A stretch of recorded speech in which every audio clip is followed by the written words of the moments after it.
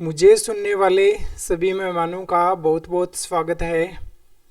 आज अपने बात करेंगे जो MTS 2019 का रिजल्ट आया था, उसमें कुछ स्टूडेंट्स को प्रोविजनल मिला था और कुछ को क्लियर। आप यहाँ पे देख सकते हो, ये देखो जैसे यहाँ पे ये आपके पास में रिजल्ट है MTS 2019 की फाइनल मेरिट का, और यहाँ पे डिपार्टमेंट वाइज जो 18 से 25 वर्ष के जो कैंडिडेट सिलेक्ट हुए थे उनकी ये लिस्ट है। यहाँ पे आप देख सकते हो, यहाँ पे P लिखा हुआ है, इसका मतलब प्रोविजनल है। यहाँ पे भी आप देख सकते हो P है। यहाँ पे लिखा हुआ है C, इसका मतलब क्लियर। यहाँ पे C, इसका मतलब क्लियर। यहाँ पे लिखा हुआ है P, इसका मतलब प्रोविजनल। ओके, यहाँ पे भी आप देखोगे, यहाँ पे P लिखा हुआ है, इसका मतलब प्रोविजनल। यहाँ पे P, इसका मतलब प्रोविजनल। ओके, तो यहाँ पे अपने बात करेंगे कि आपको प्रोविजनल क्यों मिला था, क्या मायने हैं प्रोविजनल के, प्रोविजनल मिलने के बाद आपकी ज्वाइनिंग आएगी या नहीं आएगी, यदि आएगी तो किस हिसाब से आएगी, कितने टाइम बाद आएगी, यानी क्लियर स्टूडेंट हैं उनके कितने टाइम बाद आपकी ज्वाइनिंग आएगी। SSC CHSL 2018 यदि आपने क्वालिफाई कर दिया है तो आपको किस कंडीशन में प्रोविजनल मिल सकता है, सारी चीज़ों को अपने 1 बाय 1 समझेंगे। ओके, तो आप यदि नए आए हैं, फर्स्ट टाइम विजिट कर रहे हैं, तो चैनल को सब्सक्राइब कर लो, क्योंकि आपको यहाँ पे बहुत सारी जानकारी मिलेगी। आपके जो पोस्ट प्रेफरेंस है उससे लेके जो डिपार्टमेंट है, जो मिनिस्ट्रीज है, सभी की 1 बाय 1 आपको अपडेट देंगे, और आपको ये भी बताएंगे कि कौन सी मिनिस्ट्री है उसमें प्रमोशन कैसे होगा, किस प्रकार से प्रक्रियाओं से गुजार कर ज्वाइनिंग देती है, जैसे कि मेडिकल टेस्ट लेगी या नहीं लेगी, फिजिकल टेस्ट क्या होता है। ओके, यहाँ पे जो भी आपका ब्लड प्रेशर वगैरह चेक किया जाएगा, सारी चीज़ें अपने जानेंगे। तो प्रत्येक मिनिस्ट्रीज के बारे में अपने 1 बाय 1 जानेंगे। ओके, और सारी वीडियो को अच्छे से देखना। और ये जो मैं आपको आज डाउट क्लियर करने वाला हूँ प्रोविजनल और क्लियर की, तो यदि आप पूरी वीडियो को देखते हो तो मैं दावे से कह सकता हूँ कि आपको आज के बाद कभी भी प्रोविजन की दिक्कत नहीं आएगी। यानी कई स्टूडेंट को लगता है कि प्रोविजनल मिल गया तो हो सकता है हमारी ज्वाइनिंग ना आए, ऐसा बिल्कुल भी नहीं है। मैं आपको एक जो 2016 का कोर्ट केस है उसके बारे में थोड़ा बता के इसको शुरू करता हूँ। देखो, एक राजस्थान में रिक्रूटिंग बॉडी है जिसका नाम है RSM SSB। तो 2016 के अंदर RSM SSB ने LDC का एग्ज़ाम कंडक्ट करवाया था, और उसका जो क्वालिफिकेशन क्राइटेरिया था उसमें ये भी था कि आपके पास में RSCIT या फिर कंप्यूटर से रिलेटेड कोई भी सर्टिफिकेट होना चाहिए। कुछ स्टूडेंट ऐसे थे जिनके पास में वो सर्टिफिकेट नहीं थे, बट उन्होंने कंप्यूटर साइंस से डिग्री कर रखी थी। तो उन स्टूडेंट ने सारे एग्ज़ाम क्वालिफाई कर लिए, टाइपिंग भी पास कर ली, और फाइनल मेरिट में जब वो अपीयर हुए तो उनके पास में वो सर्टिफिकेट नहीं होने के कारण इस रिक्रूटिंग बॉडी ने उनको प्रोविजनल लिस्ट में डाल दिया और उनकी ज्वाइनिंग नहीं आई। बाकी जिनका क्लियर था उनकी ज्वाइनिंग आनी शुरू हो गई। तो उन स्टूडेंट ने कोर्ट में केस फाइल कर दिया, और कोर्ट का आदेश ये था कि इन स्टूडेंट के पास में RSCIT का सर्टिफिकेट तो नहीं है, लेकिन इन्होंने कंप्यूटर साइंस से डिग्री कर रखी है, तो इनको उस सर्टिफिकेट की ज़रूरत नहीं है, इसलिए आप इनको प्रोविजनल लिस्ट से बाहर निकाल के इनको ज्वाइनिंग दे दो। तो कुछ ही टाइम बाद, यानी करीब जो क्लियर स्टूडेंट थे उनके 2-3 महीने बाद उनके सर्टिफिकेट का वेरीफाई किया गया और बाद में उनको ज्वाइनिंग दे दी गई थी। देखो, SSC में क्या हुआ था, कुछ स्टूडेंट जो पूरी तरह से फ्रॉड थे, जैसे कई स्टूडेंट 10वीं की फ्रॉड सर्टिफिकेट बना के ले आए थे, कई स्टूडेंट थे वो OBC SC ST का फेक सर्टिफिकेट बना के ले आए थे, कई स्टूडेंट ऐसे थे जिन्होंने अपनी जगह पे दूसरे स्टूडेंट को बिठा दिया था, उनके फिंगरप्रिंट मैच नहीं हुए थे। तो SSC वालों को इसका पता चल गया, और SSC वालों ने उनको बोला कि आप फ्रॉड हो, यदि आप आगे बढ़ते हो तो हम आप पे केस कर सकते हैं, आपकी दिक्कत हो सकती है। ओके, लेकिन कुछ स्टूडेंट यहाँ पे ऐसे भी थे जो फ्रॉड नहीं थे।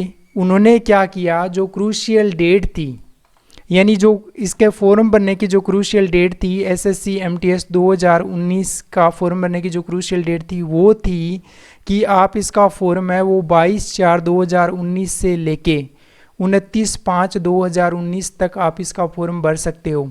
अब इस कई स्टूडेंट ने क्या किया, उनका जो सर्टिफिकेट था वो उन्होंने 29 मई के बाद में बनाकर SSC में ले जाके डॉक्यूमेंट वेरिफिकेशन के टाइम में जमा करवा दिया। ओके, 29/5 के बाद जिन्होंने सर्टिफिकेट बना के जमा करवाया कोई भी कैटेगरी का, उसको यहाँ पे प्रोविज़नल मिला है। या फिर उन स्टूडेंट को प्रोविज़नल मिला है जिनका कैटेगरी सर्टिफिकेट 22/4/2019 से पहले एक्सपायर हो गया था। यदि आपके साथ ऐसा नहीं है तो आप कमेंट करना ताकि पता चले और चीज़ें यहाँ पे क्लियर हो। ओके, यहाँ पे जिन स्टूडेंट ने 22/4/2019 से 29/5/2019 के बीच में अपना सर्टिफिकेट बनाया है कैटेगरी सर्टिफिकेट, उनके कोई भी दिक्कत यहाँ पे नहीं आई है। ओके, या फिर जिनका सर्टिफिकेट इन दोनों डेट के बीच में 22/4 से 29/5 के बीच में कैटेगरी सर्टिफिकेट वैलिड है तो उनको भी यहाँ पे क्लियर लिस्ट में डाला गया है। ओके, तो आप समझ गए होंगे कि आपको किस कारण से प्रोविजनल लिस्ट में डाला गया है। अब ऐसा SSC CHSL 2018 का रिजल्ट आया उसमें भी हो सकता है, उसके बारे में अपने नेक्स्ट वीडियो में पूरे डीप में बातें करेंगे। ओके, अभी मैं आपको केवल MTS का बता रहा हूँ। तो देखो, इसके बारे में अपने आगे बढ़ते हैं। इसमें जो नोटिफिकेशन आया था उसमें और क्या लिखा हुआ था, सारी चीज़ों को अपने देखते हैं। देखो, आप आओगे यहाँ पे पैराग्राफ नंबर 7.2 पे आओगे, 7.2 पे। तो देखो यहाँ पे साफ साफ कह रखा है इन्होंने कि यदि कोई स्टूडेंट है वो रिजर्वेशन का लाभ लेना चाहे OBC का, ठीक है, तो यहाँ पे शर्त ये है कि उसे जो कास्ट सर्टिफिकेट है वो जमा कराना होगा, और वो कास्ट सर्टिफिकेट है वो उसका क्रीमी लेयर के अंदर नहीं होना चाहिए, यानी क्रीमी लेयर वाली कैटेगरी में वो स्टूडेंट नहीं आना चाहिए, नॉन क्रीमी लेयर की कैटेगरी में आना चाहिए। पहली शर्त तो ये है। दूसरा, उसका जो सर्टिफिकेट है OBC का वो 29/5/2019 से पहले का बना होना चाहिए। ओके, और 29/5/2019 तक, या फिर ये जो आपको डेट बताई थी 22/4/2019 तक, उसका सर्टिफिकेट वो एक्सपायर नहीं होना चाहिए, क्योंकि कैटेगरी के सर्टिफिकेट हैं उनकी भी यहाँ पे लिमिट्स होती है, तो वो उसका एक्सपायर हुआ नहीं होना चाहिए। 7.3 अपने देखें यहाँ पे पैराग्राफ पे, तो 7.3 पे आपको क्या दिया हुआ है, देखो ध्यान से। 7.3 पे आपको यहाँ पे साफ साफ इन्होंने दे रखा है कि कैंडिडेट है उसको ये भी नोट करना होगा कि उसका जो कैंडिडेचर है वो प्रोविजनल रहेगा, और कब तक रहेगा, जब तक उसको जो अपॉइंट करने वाली अथॉरिटी है वो उसको वेरीफाई न कर ले। अब यहाँ पे अपॉइंटिंग अथॉरिटी कौन सी है, आपको जिस भी डिपार्टमेंट में ज्वाइनिंग मिलने वाली है या SSC ने आपको जो भी डिपार्टमेंट दिया है वो आपके लिए अपॉइंटिंग अथॉरिटी है। क्लियर जो स्टूडेंट है जिनको क्लियर मिला हुआ है, C मिला हुआ है, उनका तो सही है बिल्कुल, उनके कोई दिक्कत नहीं आएगी, उनकी ज्वाइनिंग यहाँ पे जल्दी आ जाएगी। लेकिन जिन स्टूडेंट को P मिला है या प्रोविजनल मिला है, उनकी यहाँ पे जो अपॉइंटिंग अथॉरिटी है वो जांच करेगी, और जांच करने के बाद उनको यहाँ पे ज्वाइनिंग देगी यदि वो सही पाए गए तो। और मान लो यदि वो सही नहीं पाए गए तो उनके साथ क्या होने वाला है, तो इसके बारे में भी लिखा हुआ है। देखो यहाँ पे ये लिखा गया है कि यदि वो सही नहीं पाए गए तो उनको यहाँ पे डिबेयर किया जा सकता है, यानी उन पर बैन लगाया जा सकता है। ठीक है, जितने भी SSC के एग्ज़ाम्स होते हैं कमीशन के, उनके एग्ज़ाम्स में उन पर बैन लगाया जा सकता है उस स्टूडेंट पे। और वो किस केस के तहत बैन लगाया जाएगा, तो वो इस केस के तहत बैन लगाया जाएगा कि उसने फ्रॉडलेंटली क्लेम किया है कैटेगरी का, यानी उसने फ्रॉडलेंटली क्लेम किया है SC ST OBC PWD ESM EWS status का, उसने फ्रॉडलेंटली क्लेम किया है, तो इस कारण उसको क्या किया जाएगा, बैन कर दिया जाएगा। अब यहाँ पे जो स्टूडेंट सही है उनके कोई दिक्कत नहीं आएगी, उनका प्रोविज़नल ज़रूर है, लेकिन जांच होने के बाद वो बिल्कुल उसको क्लियर मिल जाएगा और उसकी ज्वाइनिंग आ जाएगी। हो सकता है ज्वाइनिंग आने में अदर स्टूडेंट से जो क्लियर है उनसे 1 महीना ज़्यादा लगे, 2 महीने ज़्यादा लगे, 3 महीने ज़्यादा लगे, थोड़ा सा टाइम ज़्यादा लग सकता है, लेकिन उनकी ज्वाइनिंग ज़रूर आएगी। लेकिन जो स्टूडेंट ने जिन्होंने यहाँ पे फ्रॉड किया है उनकी ज्वाइनिंग यहाँ पे नहीं आएगी। यदि आ भी गई, बाई चांस बच गई, तो फिर आगे भी उनको दिक्कत आ सकती है। ओके, तो ये थी इसके बारे में जानकारी। मेरे हिसाब से आपको सारी चीज़ें क्लियर हो गई होगी।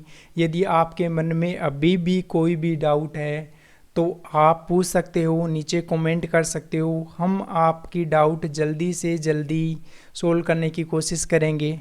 और आप चैनल को सब्सक्राइब करके बेल आइकॉन ज़रूर दबा लेना, ताकि आपको आपके जो एसएससी एमटीएस, एसएससी सीएचएसएल 2018 इनसे रिलेटेड, इनके डिपार्टमेंट से रिलेटेड ओके, जो भी जानकारी मिले वो आप तक तुरंत पहुंच जाए, सबसे पहले पहुंच जाए। ओके, तो मिलते हैं एक नई आपके लिए हेल्पफुल वीडियो में। तब तक के लिए गुड बाय।